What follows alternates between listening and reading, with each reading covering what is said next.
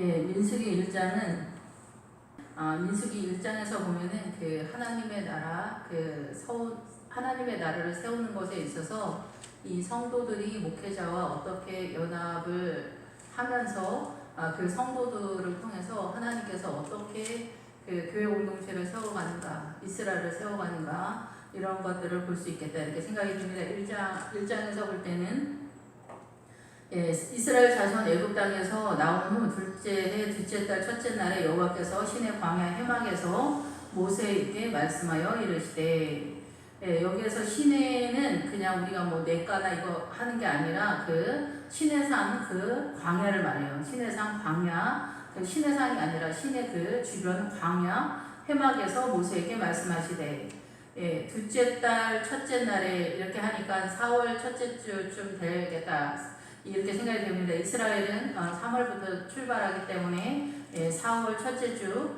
1년이 지나고 두 번째 해가 되는 해에 시내산에서 광야 해막에서 이 해막이 나올 때는 그 이스라엘 전체 교회 공동체라고 볼 수가 있습니다.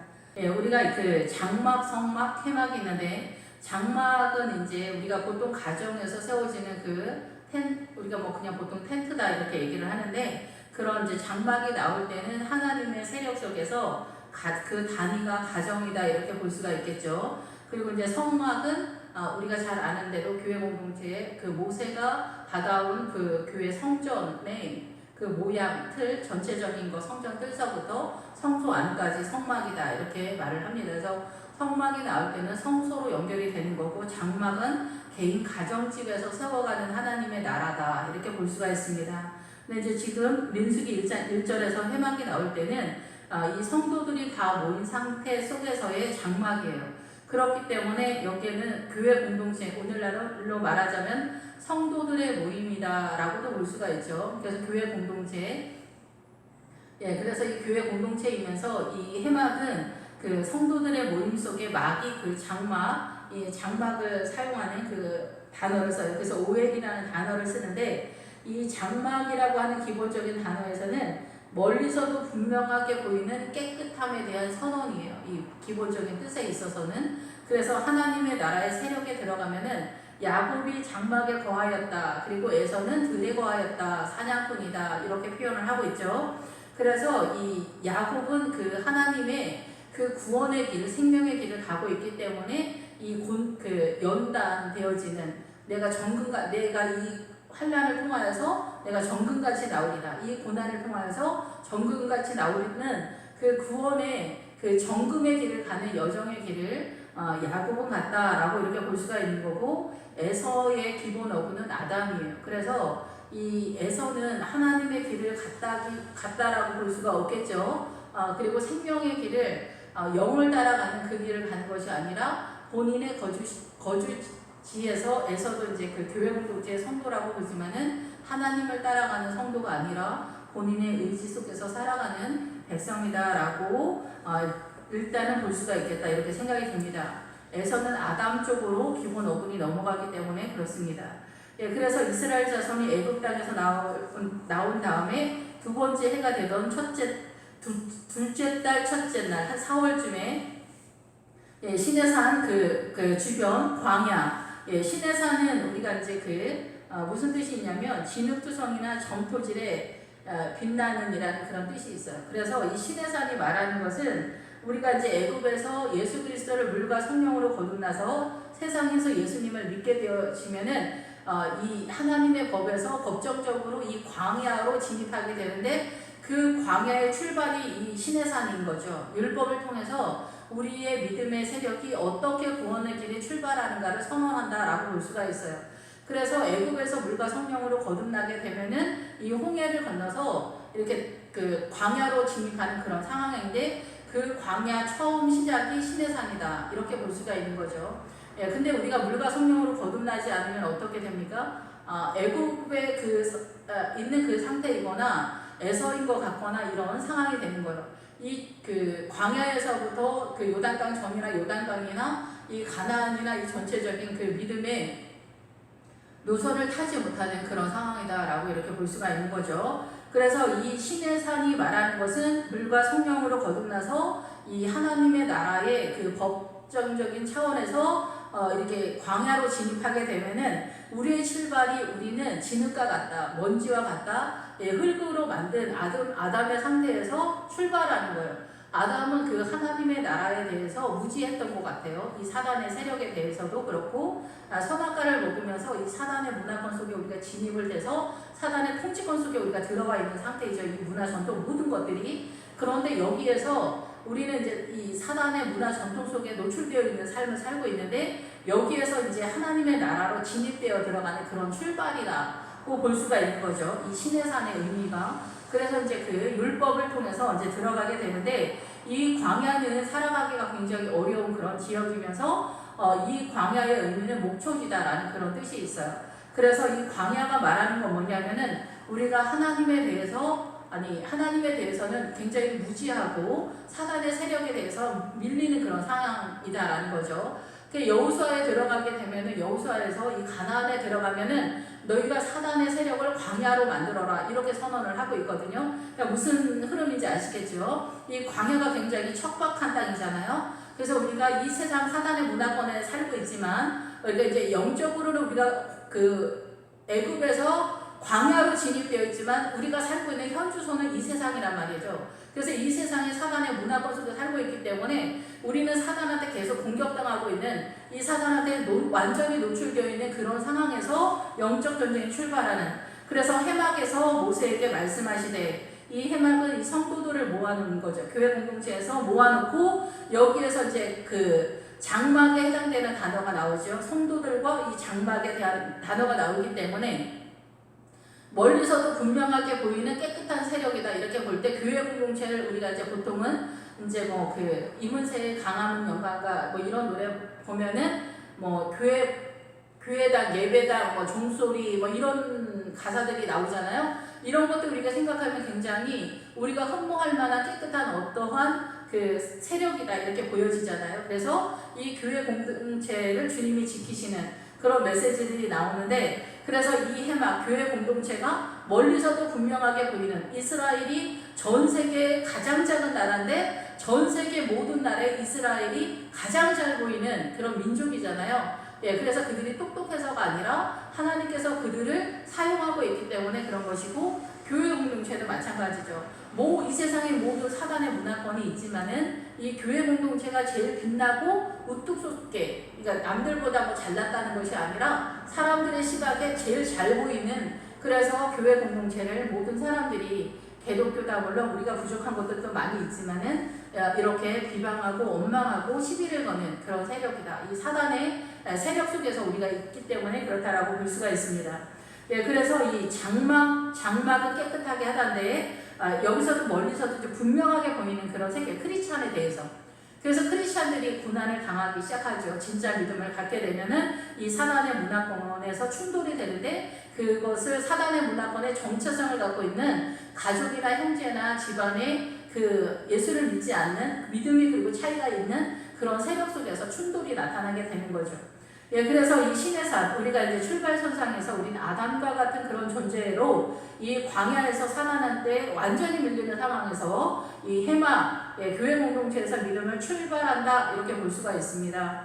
너희는 이스라엘 자손의 모든 해중 가운데 남자의 수를 그들의 종족과 조상의 가문에 따라 그 명수대로 계수할지니 이렇게 이야기하고 있습니다. 그래서 남자들이 이 사단의 문화권에서 대표성을 띠고 있기 때문에 여기서부터는 이제 이스라엘 전체가 그 전쟁에 나갈 것에 대한 싸움을 할 만한 용사 20세 이상을 모으는 전체적인 군대 이야기를 한다라고 볼 수가 있죠. 기본적으로 이제 우리가 문자적으로 볼 때는 그런데 여기에서 볼 때는 그 전체적인 교회 공동체의 전쟁도 선언이 되지만은 가정에서의 대표성을 띠면서 아버지가 이 가정을 믿음으로 어떻게 세울 것인가 이런 것도 같이 가는 맥락이에요. 그래서 이 20세 이상 각 지파의 12지파의 대장들을 한 명씩 세우는데 그거는 이제 오늘날로 보자면은 구역을 나눴다라고도 볼 수가 있겠죠. 구역장 정도. 그런데 이제 여기서도 이제 이스라엘은 남자가 정말 성경대로 남자가 리더를 발휘하게 돼요. 그리고 남자가 영적 리더십을 발휘해야 이 교회가, 이 가정이 제대로 서간다라고 볼 수가 있어요. 왜냐면은 남자가 이 영적 리더십을 발휘하는 자리에 있지 않으면 여자가 리더십을 발휘하면 한 귀퉁이 정도밖에 될 수가 없어요. 왜냐면은 12일조를 내거나 교회 무슨 헌신을 하거나 이럴 때 남편이 집안의 가정이고 통치권자이기 때문에 남편이 시비를 걸면 얘기가 절대 안 되기 때문에 그래요.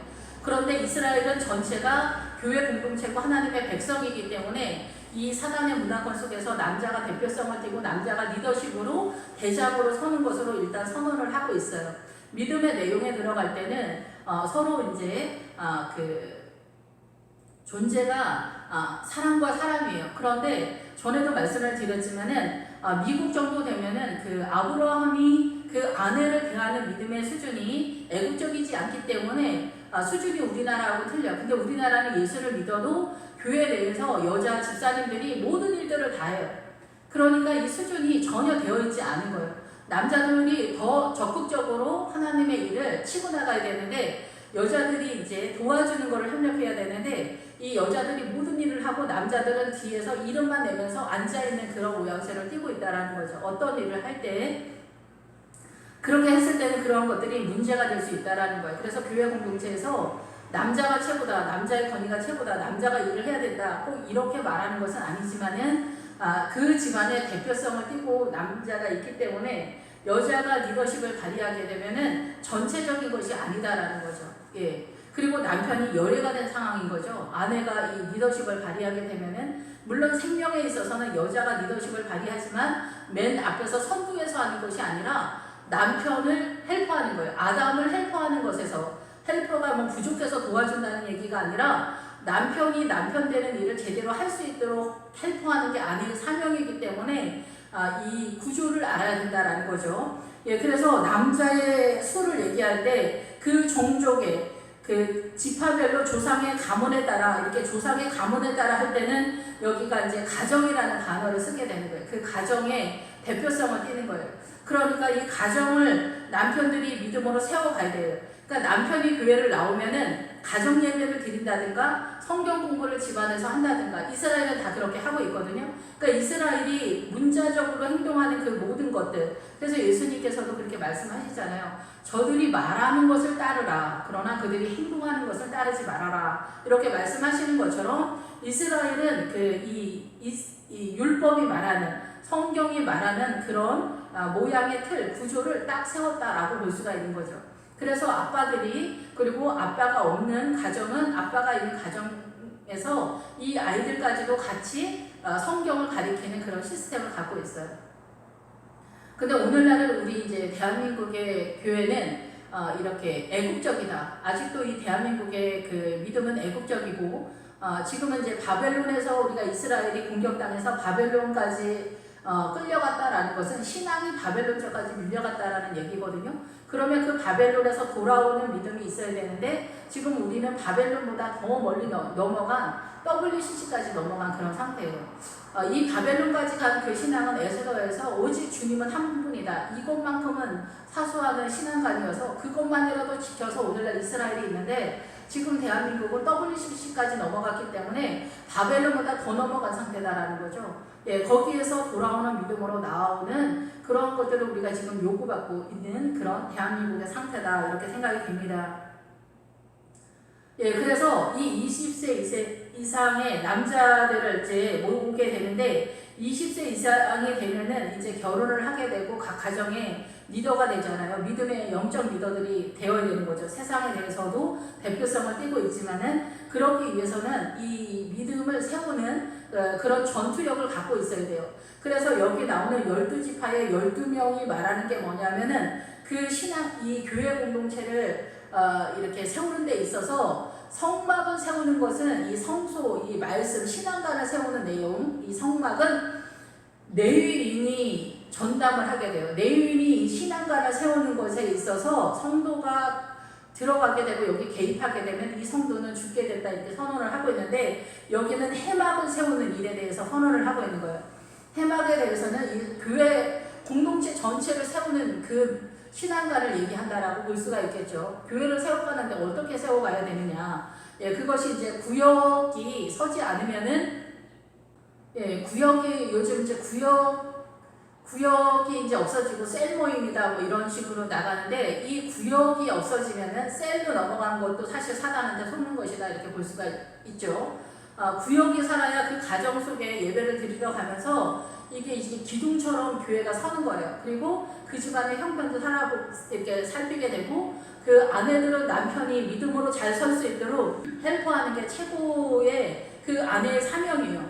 남편이 믿음으로 잘 설 수 있도록 돕는 것이 아내의 사명인데, 아내들이 남편이 교회만 나오면 이제 구원은 이제 다 이루어졌다 이렇게 착각을 하면서 자기만 교회에서 활동을 하는 거예요. 그러면 남편은 믿음이 절대 서갈 수가 없고 이 가정이 믿음으로 설 수가 없는 거예요. 그런데 구역 예배를 하면서 그 가정 속에 이 다 복음이 흘러가는 시스템이 되어 있어요. 이 구역 예배를 세운 것이 조용기 목사님이 처음 출발한 걸로 저는 알고 있는데, 하나님께서 성령님께서 말씀하셨다는 거죠. 그런데 지금 여기 민수기에도 마찬가지예요. 12명의 각 지파의 리더들을 뽑아놓은 거예요. 이 리더들이 12명이 그 자기 지파를 가난하는 거예요. 그러면 지금은 이제 그 지역별로 가난한다라고 보는 거죠. 구역장이. 그런데 구역장이 없으면 어떻게 됩니까? 지켜내지를 못하는 거예요. 리더십이 되질 않는 거예요. 그리고 이 구역을 없애게 되면 목회자가 단독으로 성도들을 그 설교만으로 이렇게 뭐 컨트롤한다 이렇게 볼 수 있는데, 이 관리가 그렇게 되지 않습니다. 그렇게 사람들이 만만하지 않습니다. 예.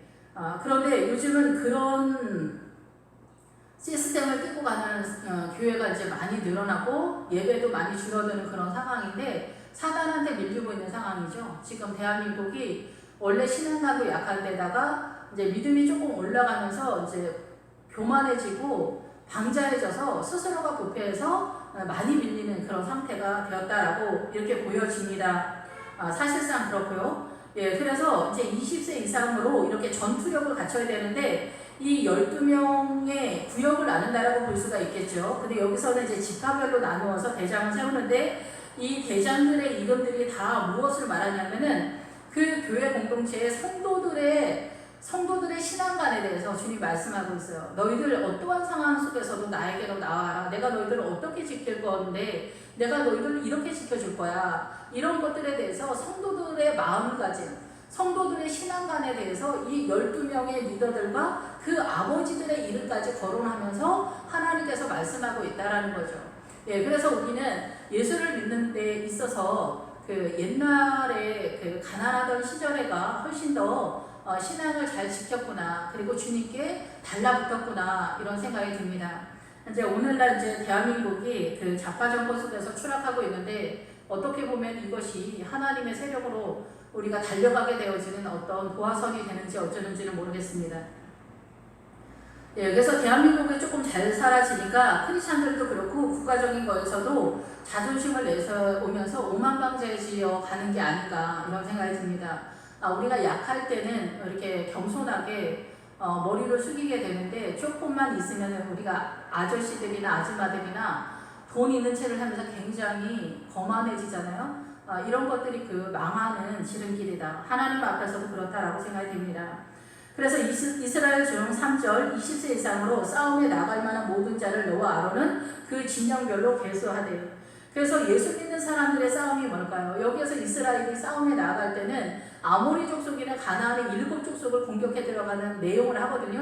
그럼 그 가나안의 7 족속, 어디서나 여기 뭐 전투에 대한 우리가 생각하는 땅 따먹기 얘기라고 생각한다면은, 애굽에서 넓게 그 넓은 데서 이렇게 살지, 굳이 가나안 좁은 땅에 가서 땅을 확보하겠다고 싸울 필요가 있습니까? 당연히 이거는 우리가 생각하는 땅 따먹기 전쟁이 아니겠죠. 그러면 이 가나안에 들어갔을 때 이 전쟁의 내용이 뭐냐? 이거는 사단의 그 세력을 잡는 것에 대한 이야기라는 거죠. 그리고 우리가 가나안에 들어간다는 거는 이 사단의 문화권에서 이 세상에 대한 정체성을 모두 내려놓고 하나님의 세력으로 전쟁하는, 하나님의 나라로 살아가는 것에 대한 선언이기 때문에 그렇습니다. 그래서 이 20세 이상 성인이 되었을 때 영적 전쟁을 하는 전투력을 가져야 된다라는 것에 대한 이야기입니다. 그래서 이 싸움은 차바라는 단어를 쓰는데 전쟁한다, 군대다라는 그런 뜻이에요. 그래서 이 이스라엘은 20세가 되면은 영적 전쟁 훈련을 시킨다는 거죠. 영적 전쟁 훈련을 시키려면은 뭐 성경에 대해서 그리고 기도에 대해서 훈련을 시켜야 되는데, 이스라엘은 일단 어려서부터 이 기도와 주석을 애들 초등학교 학생들이 이미 주석을 하고 있더라고요. 이스라엘은 이렇게 그 유튜브 그 다큐멘터리나 이런 거 보면은 이스라엘은 이미 초등학생서부터 주석을 하고 있는데, 우리는 그 대학원에서 주석을 하거든요. 그것도 이제 교수를 잘 만나야 주석을 이제 성서학 쪽에서 할 수 있는 거죠. 그런데 이제 뭐 성교학과나 뭐 다른 전공을 하시는 분들은 성경을 다루지 않아요. 대학원에 간다 할지라도. 그러다 보니까 뭐 성경을 그렇게 잘한다라고 보기는 어렵습니다. 성경을 가리키는 것이 아니기 때문에 우리가 성서학자들이 최고다라고 이렇게 이야기를 하는 거죠. 왜냐하면은 성경 자체를 다루니까 구약이나 신약을 전공한 사람들이 성경을 더 잘 알겠죠. 당연히 그런 상황이 되는 거죠. 그래서 우리 대한민국이 전 세계적으로 이제 그래서 복음이 소나기가 지나간 것 같이 그 다음 세대의 믿음을 유산상속시켜주지 못하는 상태가 바로 이스라엘처럼 이렇게 믿음을 유산상속시켜주는 그 모양, 구조, 시스템을 띄고 있지 못하고 있는 것도 문제다라는 거죠. 그런데 대한민국은 이런 것에 있어서 더 심하다는 거죠. 교회 나오시는 목사님, 권사님, 장로님들이 자기 자녀들이 잘 되는 것을, 세상적으로 잘 되는 것에 대해서 목숨을 거는 거지, 예수를 잘 믿고 기도 열심히 하고 교회 일에 충성되게 하는 것에 이 그 자녀들을 밀거나 어떻게든 그렇게 세우지 않는다는 거죠. 그렇기 때문에 우리가 밀리는 거예요. 근데 이스라엘은 이미 초등학교 때서부터 주석을 하고 있기 때문에 이 성경을 굉장히 잘 알고 성경에 대한 묵상이나 이런 것들이 체질화되어 있어요. 예, 그러니까 너무 이 하나님에게서 떨어질 수 없는 그런 세력이 되는데, 주님을 알아보지는 못했던 그 세력. 그런데 우리가 그 성소를 지키는 이 성막, 여기에서 나오는 성막이 성소잖아요. 그런데 이 성소에 들어가면은 제1성소가 있고 제2성소가 있는데, 제2성소에 안으로 들어가면 지성소가 있잖아요. 그 지성소에 법궤가 있단 말이에요. 법궤가 있는데 이 법궤는 이 성경이잖아요. 그런데 우리가 십자가를 통해서 성령님이 구약 시대까지, 예수님이 오기 전까지는 성령님이 오지 않았기 때문에 이 성소, 지성소와 이 첫 번째 성소가 이 두 개로 나눠져 있어요. 하나로 되지 않았어요. 근데 십자가가 오면서 이 두 개가 하나가 됐어요. 근데 이 두 개가 하나가 되기 전에 이 지성소 안에 있는 이 법궤가 상징하는 게 성경이잖아요. 이 성경에는 1년에 한 번씩 대제사장이 한 번씩 들어가는 거예요. 그러면 대제사장이 1년에 한 번씩 들어가서 이렇게 바라보는 이 법궤가 얼마나 효력이 있겠어요. 효력이 그만큼 약하다라는 거죠. 그런데 오늘날 우리는 성경을 누구나 갖고 있는 그런 시대에 살고 있는데도 이 성경을 잘 모르고 있는 상황이에요. 그래서 이스라엘 사람들은 성경을 문자적으로밖에 알 수 없는 그런 환경적이었다, 이렇게 보는 거죠. 그러면 왜 주님이 십자가 전에 성령님을 보내주지 않았을까? 그거는 십자가가 없었기 때문에 제 문제가 해결되지 않았는데 성경을 막 풀 수가 없는 거예요. 그래서 이 성경의 그 법궤를 천사 두 존재가 양쪽에서 이렇게 지키고 있어요. 그 법궤를 지키고 있다는 얘기예요. 그러니까 이 성경을 천사들이 지키고 있다는 거예요. 아무나 풀 수 없게. 이 생명의 길은 아무나 풀 수가 없는 거예요.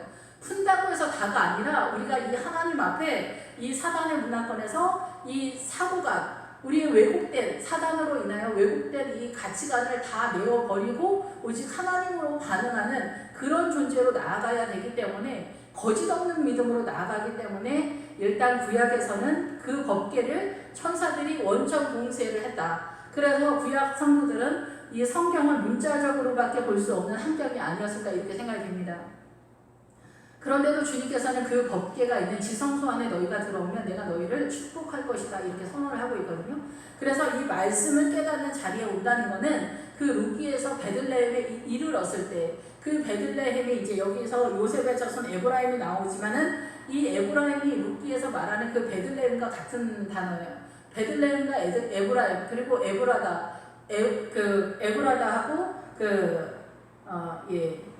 에브라, 다 이게 나오는 단어들이 다 같은 단어예요. 그래서 이 에브라임은 2배의 축복이다. 많은 열매를 맺는 장소다. 그리고 베들레헴은 본격적으로 떡집이다. 많은 종류의 영양식이 있는 곳이다. 라는 그런 뜻이잖아요. 예, 그래서 이렇게 나가는 상황이다라는 거죠. 그래서 이 이스라엘 중 20세 이상으로 싸움에 나갈 만한 모든 자가 영적 전투력을 가져야 되는 거예요. 근데 지금 우리 한국에서 제가 중학교 1학년 때서부터 저 중학교 1학년 때 그 교회 사모님이 저희 시골교회에서 사모님께서 저희들을 성경 공부를 시켜주셨어요. 그런데 그 이후로 교회를 제가 이제 서울로도 갔었고 지금은 이제 전주에 사는데 교회에서 이 성경 공부를 하는 데를 저는 거의 못 본 것 같아요. 다른 교회에서도 그렇게 많이 못 본 것 같아요. 그러니까 이제 그 약하다 얘기죠. 그만큼 신앙관이 약하다는 거죠. 이 성경 공부, 그냥 이제 초신자 오면 하는 기본적으로 뭐 3개월, 6개월 이런 게 아니라 이 성경 공부는 교회 공동체에서 늘 이루어져야 된다라고 이렇게 생각이 듭니다. 예. 그러면 이제 이 12명의 사람을 세우고 이 싸움에 나간 이 전투력은 그 영적 전쟁의 전투력을 갖고 있는 12명이에요. 그러니까 교회에서 12명의 남자 집사님들을 세워서 그분들이 기도를 매일 나와서 기도를 한다든가 성경 공부를 많이 해서 리더십을 발휘할 수 있도록 이 사람들을 세워야 되겠죠. 이 성경대로 이 민수기 1장처럼 세워가야 되는 그런 상황이다라고 생각이 됩니다. 전투력을 갖고 있는 용사, 군사, 신약에서는 이제 주의 군사되어 우리가 나아간다 이러잖아요. 그런 것처럼 주의 군사가 되려면 뭘 갖고 있어야 될까요? 성경과 기도를 갖고 있어야 되겠죠. 그래서 이 성경과 기도에 능한 자들을 12명을 세우는 거예요, 일단. 그래서 그 아내들이나 이제 여자 집사님들이 헬퍼하는 그런 시스템을 띄는 것도 좋고, 구역장을 이제 남자들로 세우는, 그렇게 되면은 남자들이 훨씬 더 이렇게 권위가 있고 교회가 든든하게 세워져 갈 거다 이렇게 생각이 듭니다. 그래서 이제 여자들을 무시하는 것이 아니라 여자들은 원래 존재적으로 헬퍼의 사명을 갖고 있기 때문에 그렇다라는 거죠. 남자들이 리더십이 있어서 리더가 되는 게 아니라 여자가 헬퍼를 했을 때 리더가 된다는 얘기거든요. 근데 우리는 사단의 문화권에서 굉장히 권위적이고 엄하고 뭐 남자가 해야 된다 뭐 이런 거는 우리가 약간 사단의 문화권의 정서이고 남자들을 주님께서는 이 선악과를 먹기 전에도 대외적으로 세우는 그런 일을 한다라고 보는 거죠. 이 성경적으로 볼 때는. 그래서 싸움에 나갈 만한 모든 자를 너와 아론은 그 진영별로 계수하되, 진영별로가 전쟁 군대예요. 군대별로 이렇게 계수를 해라, 수를 세워라 이렇게 얘기를 하는 거죠. 그래서 싸움에 나갈 만한 군사를 세우는 거예요. 여기에서 이스라엘을 이제 가나안에서 공격해 들어가는 그건데, 그 가나안에서 공격해 들어가는 그 7지파가, 그리고 블레셋 세력, 아말렉 세력, 이런 모든 것들이 사실은 다 사단의 세력이에요. 사단이 어떤 식으로 우리를 미혹하고 공격해 들어오는가를 너희가 깨달아서 알아야 되는데, 그렇게 하기 위해서는 말씀과 기도로 전투력을 세우고, 그 말씀을 어떻게 세워야 가야 되냐, 그냥 말씀만 들으면 되는 게 아니잖아요. 그 말씀이 어떤 식으로 그 하나님의 말씀을 살았고 영광과 골수를 쫓기는 능력과 권세의 말씀으로 어떻게 너희가 공격을 해서 사단을 공격해야 되냐, 이 말씀의 검으로 공격해야 되냐, 이 얘기를 하는 거예요. 그래서 여호수아에서도 공격해 들어갈 때 말씀을 따라 공격해 들어가거든요. 그 말씀에 따라 공격해 들어가는 것을 입의 세력으로 표현을 하고 있어요. 그래서 아브라함도 말씀을 따라 가나안에 영을 따라 나아가고 있다라고 이렇게 선언을 하고 있거든요. 누구나 다 말씀을 따라가는 거예요. 말씀을 따라갈 때 이 오차가 없고 지도가 되기 때문에 방향을 잃어버리는 일이 없어요. 근데 은사를 따라가면 방향을 잃어버릴 수가 있어요.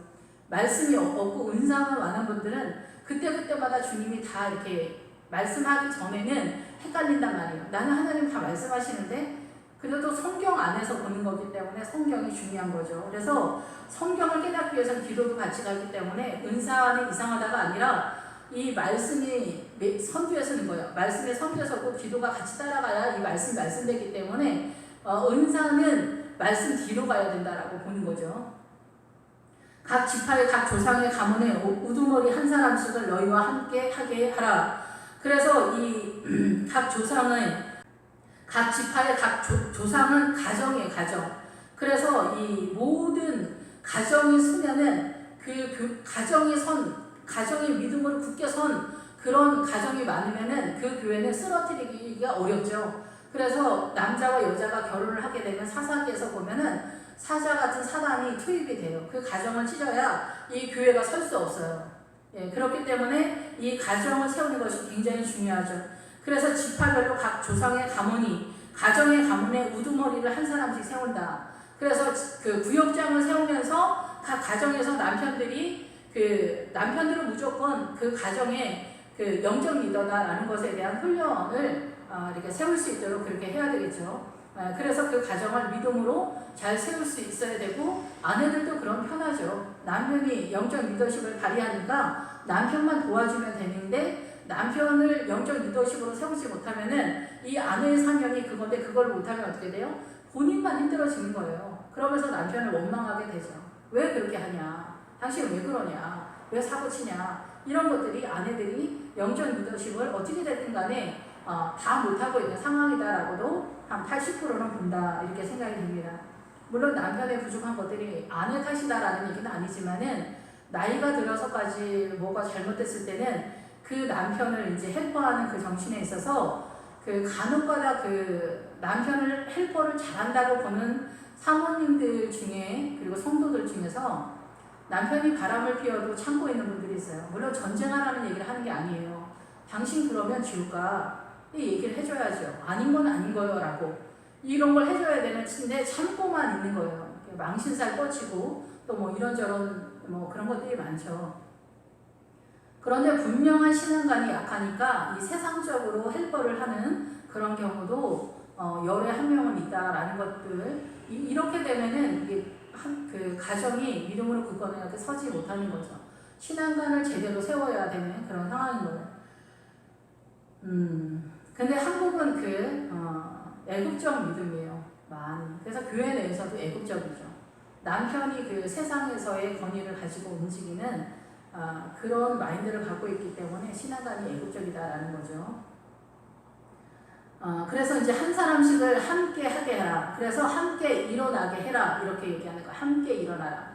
그래서 이 레위인들과 아론을 따라서 이 성도들도 이 교회 공동체에서 믿음의 영적 리더자가 다 돼야죠. 가정별로. 그리고 구역장은 보다 더 강력한 리더십을 발휘해서 영적으로 일어나라. 이렇게 얘기하는 거예요. 그래서 너희와 함께 해라. 이렇게 얘기하는 거예요. 그래서 각 지파의 각 조상의 가문의 우두머리를 한 사람씩 너희와 함께 일어나게 해서 너희와 함께 설 사람들의 이름은 이러하다. 루벤 지파에서는 스데울의 아들 엘리슬이다. 그래서 루벤은 보라 아들이다, 이런 뜻이잖아요. 그래서 이 사단의 문화권 속에서 지금 현재 우리가 선악과를 먹어서 사단의 문화권 속에 들어왔는데, 이 문화권 속에서는 남자들을 통해서 세상이 세워져가는 그 기본적인 원리를 띠고 있습니다. 그래서 요즘은 이제 뭐 그 페미들도 나타나고 뭐 그런데, 이 페미들은 사실은 잘못된 거죠. 그러니까 뭐 직장을 갖지 말아라, 여자들은 조용히 있어라, 이런 얘기가 절대 아니에요. 그렇지만은 이 사회 구조상 남편들이 나갈 수 있도록 헬퍼하는 게 여자들의 사명인데, 그 이제 사회 곳곳에서 이제 여자들도 이제 세워서 가는 그런 건데, 기본적으로 아내들의 사명은 자녀들을 믿음으로 양육시키는 사명을 띠고 가정을 세우는 걸 사명을 갖고 있기 때문에, 남편들처럼 전투적으로 세상에 대해서 적극적으로 나간다고 한다면 이 가정이 서는 게 어려움이 있을 수 있습니다. 그렇기 때문에 남편들이 이 세상에서 그 기업을 이어가는 거고 돈을 벌어오는 일을, 사명을 남자들이 하기 때문에 이게 사명의 문제가 조금 틀리다라는 거죠. 여자는 집에서 찌그러져 있어, 이 얘기하는 거 아닙니다. 그래서 우리는 창세기서부터 성경을 전체적으로 자세하게, 세밀하게, 면밀하게 보아야 하는 것들이 이 가정을 세우는 것에 있어서 구체적으로 알 필요가 있다라고 생각이 됩니다. 지금은 이 이야기를 다 할 수 없지만, 그래서 보라 아들이다. 그래서 르우벤이 이 세상에 태어났을 때 교회 공동체의 장자로 소개되는 거죠. 근데 이 르우벤이 장자의 사명을 할 수 없었던 거는 그 나헬의 그 종이었었던 비라랑 간통을 하게 되잖아요. 그래서 이제 이 르우벤이 장자가 되지 못했다, 이렇게 하지만 실상은, 그런데 이 우리가 생각하는 일반적인 바람을 피워서 근친의 사건이 벌어져서 그런 얘기를 하는 게 아니라, 주님은 그 사건을 통해서 말씀하시는 게 뭐냐면 그 비라가 겁쟁이다라는 그런 뜻이거든요. 무서워서 벌벌 떨다라는 그런 뜻이에요. 그렇기 때문에 이 나헬의 세력 속에 아마 나헬도 영적 전쟁을 하는 것에 있어서 그런 부분이 있었던 것 같아요. 그런데 이 나헬이 본처죠. 야곱에게 있어서는. 근데 이 나헬의 그 비라를 통해서 이 그 성적인 간통의 사건이 나타나는 건 뭐냐면 이 그 음란한 상태는 사단한테 넘어가 있는 상태를 주님 음란하다고 표현을 하거든요. 그래서 루벤이 나헬의 여종과 비라와 간통을 한 사건에서 그 비라를 통해서 그 음란한 상태가 뭐냐, 루벤이 겁이 많았다라고 이렇게 볼 수가 있겠다라고 생각이 됩니다. 저는 그렇게 깨닫습니다. 그래서 이 루벤이 영적으로 겁이 많아서 이 장자의 사명을 감당 못하는 수준이라는 거죠.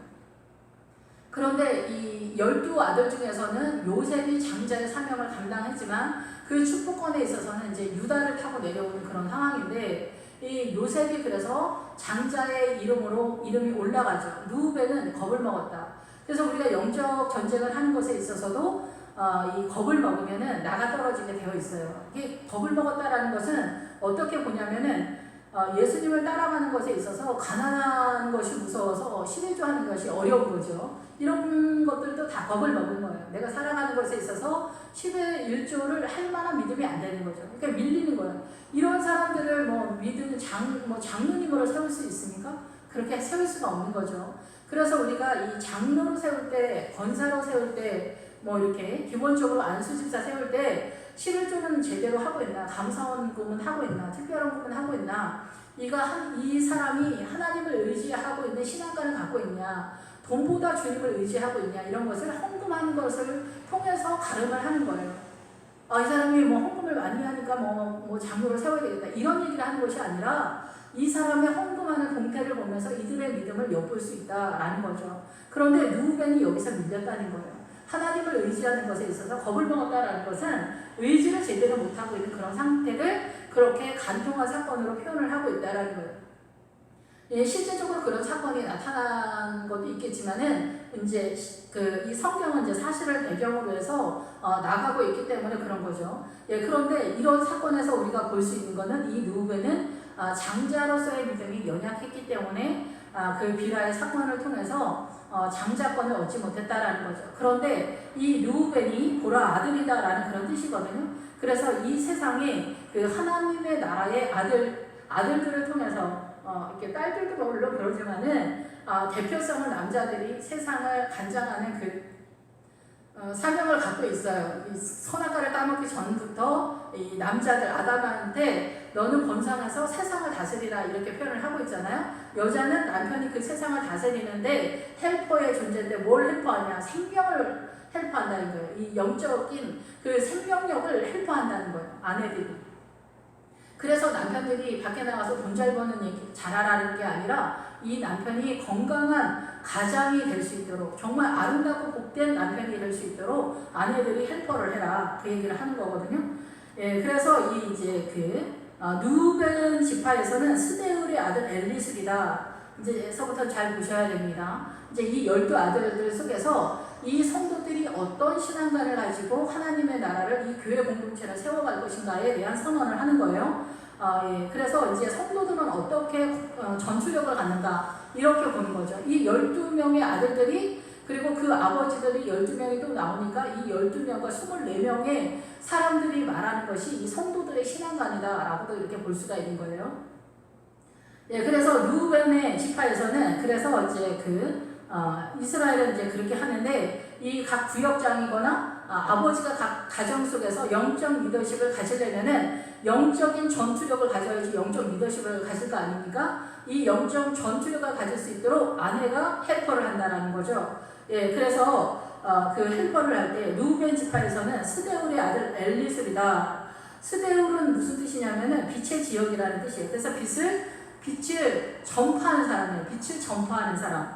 예, 빛을 전파하는 사람이 뭐예요? 복음을 전하는 사람들이잖아요. 예, 그러니까 이 구역장을 세울 때 복음을 전파하는 사람인가, 전도를 하는 그런 영적인 구원의 열정이 있나, 이런 것들을 볼 필요가 있다는 거죠. 예, 그렇게 되고 이제 장을 세우는 입장입니다. 여기에서는 그런데 이제 각 가정 속에서도 그 아버지가 그 가정, 자기네 가정의 선교사인 거죠. 그래서 아내의 그 헬퍼, 도움을 받으면서 그 자녀들에게 이 복음을 전파하는 실력자인가, 자녀들에게 하나님의 나라를 세울 수 있는 실력자인가, 이런 것들에 대한 전투력을 세워야 되겠죠. 예, 그래서 빛을 전파하는 그런 아버지의 아들 엘리스인데, 엘리스는 하나님은 반석이시라, 이런 뜻이에요. 하나님은 반석이시라. 하나님은 반석이자가 뭐예요? 예수 그리스도, 반석 대신 예수 그리스도. 주님이 우리의 주인이시다. 주님이 우리의 주님이시다. 이런 신앙관을 갖고 있어야 된다는 거예요. 그래서 예수님은 반석으로 표현이 돼요. 그리고 우리는 그 페트로스, 신약식으로 하자면 이 반석이 페트라예요. 그리고 이 조약돌 같은 조그만 돌, 그 페트라에서 나오는 이 반석에서 나오는 페트로스가 베드로라는 이름이 우리가 사용하고 있는, 그래서 이 반석에서 나오는 돌이 뭐냐면 보석이에요. 보석.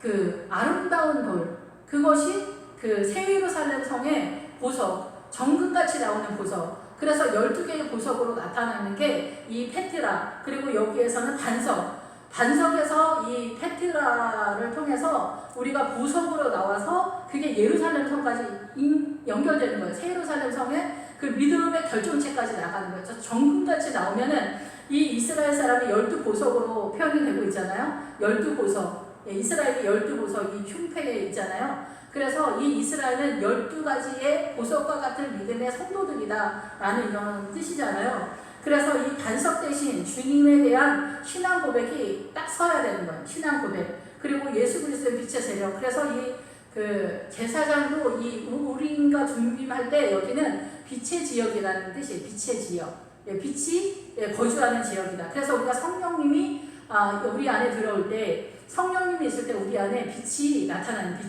그래서 예수님은 빛의 아들이다 이렇게 얘기하잖아. 이게 다 연결되는 그런 말씀인 거죠.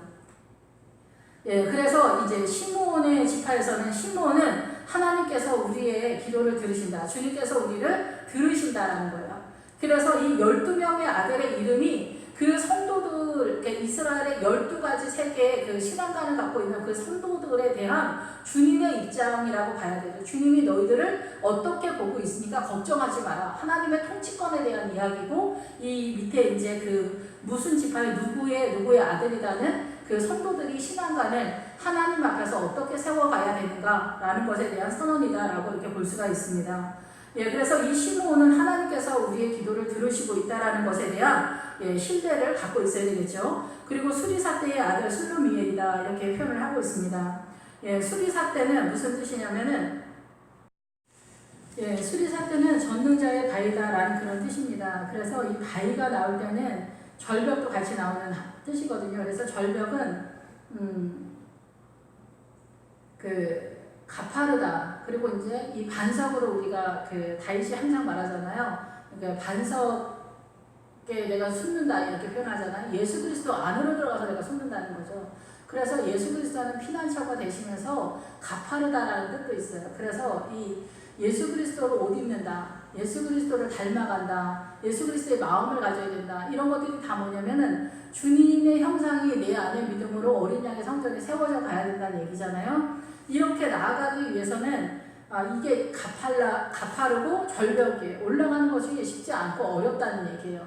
그래서 예수 그리스도를 이제 솔로몬이나 이제 사사기나 이제 이렇게 여호수아나 그 창세기에서 보면은 그 믿음의 그 최고의 그 수준에 대해서 주님 이야기할 때 그 예수 그리스도를 천으로 볼 때, 예수 그리스도를 은천으로 볼 때 우리에게 허락되어지는 그 믿음의 신앙가는 그 솔로몬이 200이라고 이렇게 하거든요. 솔로몬의 그 포도원을 지키는 자 200, 그 아브라함은 400이고, 그 요셉은 되게 화려한 것 같지만 은 100입니다.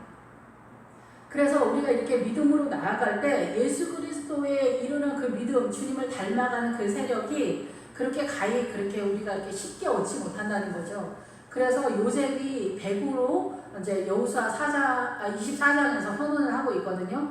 그래서 아브라함은 40인데 보통 솔로몬의 믿음을 갖고, 솔로몬이 굉장히 화려하고 찬란한데 200이에요. 근데 그 솔로몬의 포도원의 사명을 잘 감당하는 사람에게 200을 주겠다라고 하는데 그 200 올라가는 것이 굉장히 어렵고, 요셉을 보면은 이 사단의 의와 하나님의 의, 세겜 땅을 구별하는 세겜의 신앙을 넘어가는 것을 100이라고 보는 거예요. 그러면은 이러한 것들에 있어서 우리의 신앙관이 이렇게 100 넘어가는 사람도 그렇게 많지 않은 그런 상황이 아닌가 이런 생각이 듭니다.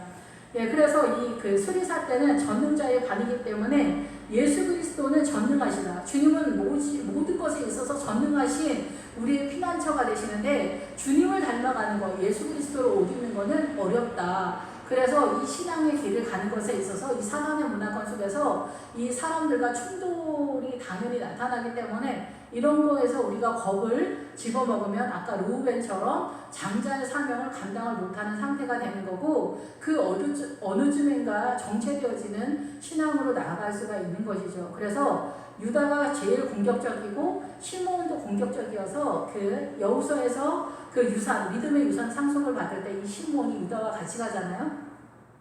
예, 그래서 이 레위는 제일 공격적이죠. 그래서 하나님의 나라에 대해서 연합하고 달라붙다 이런 뜻이기 때문에 레위인들은 그 제사장 가문이 되는 거예요. 그러니까 오늘날로 부르면 주님이 콜링을 하는 그런 사람들인 거죠. 여기서도 마찬가지예요. 여기서도 하나님께서 이 성도들을 불렀다라고 하거든요. 그러니까 뭐 목회자만 부르는 게 아니라 성도들도 다 주님께서 콜링하는 거예요. 다 부르는 거예요. 그래서 내가 부름을 받아서 주님 앞에 나오는 거죠. 성도들도 다 마찬가지로 그 규모와 그 사명의 크기가 틀리기 때문에 아마도 그럴 것이다 라고 이렇게 생각이 됩니다.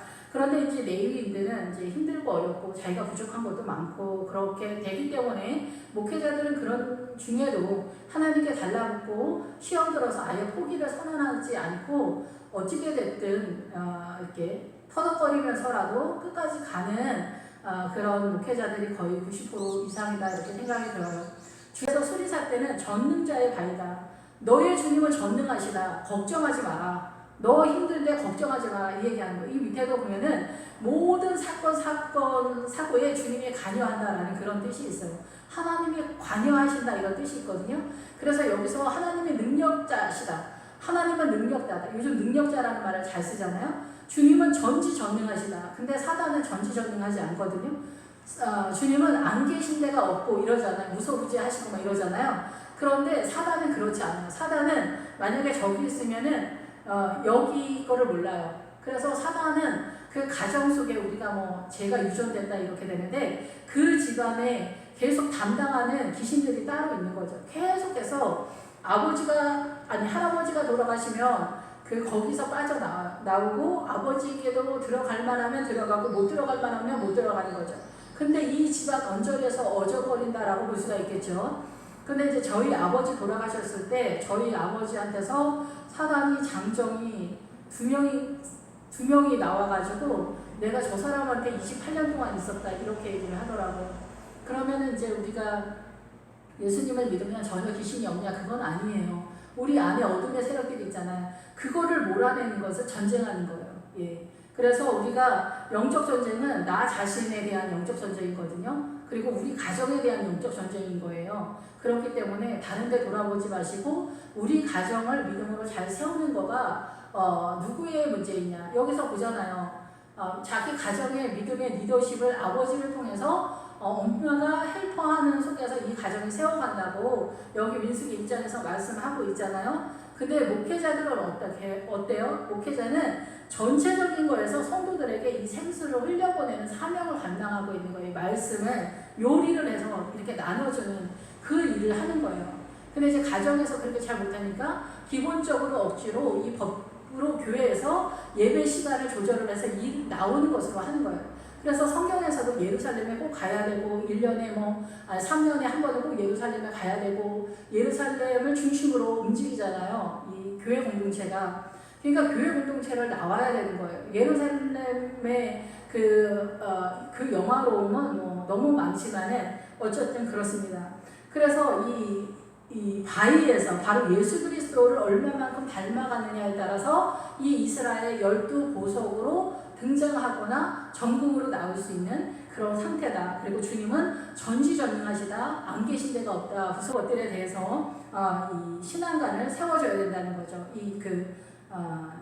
구역장들이 그 구역 식구들한테 이런 것들을 알려줘야 된다. 주님은 빛이시다. 주님은 반석이시다. 주님은 전능하시다. 주님을 따라가야 된다. 주님을 닮아가야 된다. 근데 그 길이 가팔라서 조금 어렵지만 힘을 내고 견뎌야 된다. 이렇게 해야 된다는 거죠. 이것이 목회자와 함께 이 교회 공동체를 세워가는 성도들의 사명이다라고 선언을 하고 있는 거예요. 예, 그래서 이 슬로미엘은 누구냐면은 하나님은 평화다라는 거, 샬롬의 하나님이다라고 선언을 하는 거예요. 샬롬이 되기 위해서는 하나님과 나 사이에 막힌담이 없어야 되죠. 근데 이 막힌담에 대한 증명이 뭐냐면은 남편과 아내와 부모와 자식 간에 그리고 형제지간의 교회 공동체, 직장, 나의 삶의 자리에 막힌담이 없어야 그것이 증명되는 것이 하나님과 나 사이의 평화가 완전히 이루어지는 거라는 거죠. 그래서 이 샬롬의 단어는 완전하다라는 그런 뜻도 같이 가요.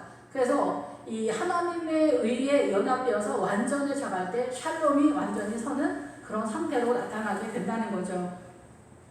예, 그래서 전능하신 하나님을 믿고 반석 되신 예수 그리스도를 믿으면서 최종적으로 우리가 보석 같은 믿음으로 나오는 최종적인 선언, 타이틀을 말한다고 볼 수가 있는 거죠. 우리를 구원하신 하나님, 우리를 이끌어내신 하나님, 주님은 평화시다. 너를 살려내실 것이다. 이러한 것들을 전체적으로 구역장들이 그리고 가정 속에서 세워가는 신앙관이다. 성도들을 통해서 하나님께서 말씀하시는 것이다 라고 이렇게 생각이 됩니다. 예, 오늘 여기까지 하겠습니다. 기도하겠습니다.